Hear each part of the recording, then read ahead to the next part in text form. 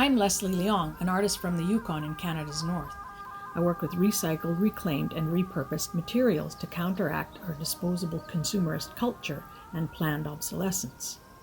I hope to inspire us to mine our waste and create a circular economy. I was lucky to be the artist in residence at Sagarmatha Next in the spring of 2024. It's a perfect match for my art practice. My creative process starts with discarded materials and then I create. It's like a puzzle with no fixed solution. This is a welcome challenge for me. Working with different materials and methods increases the range of possible solutions.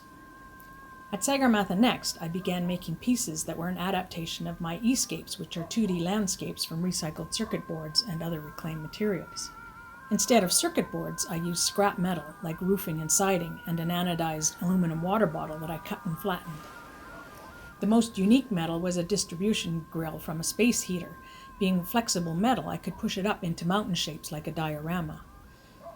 I also spent a full 2 weeks designing, experimenting, and building a piece called Expedition Ama Dablam. The purpose and expression of this artwork was a product of both its form and its matter. All of the materials used to create this piece are discards from human activities in the Khumbu Valley. The climbing ropes were retrieved during a cleanup expedition on the most beautiful mountain in the region, Ama Dablam.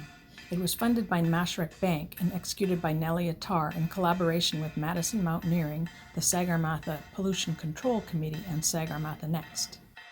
It was also a kind of expedition for me to make it, since the climbing ropes proved to be very difficult to work with. The structure is welded metal rods from a crushed animal cage and rebar offcuts.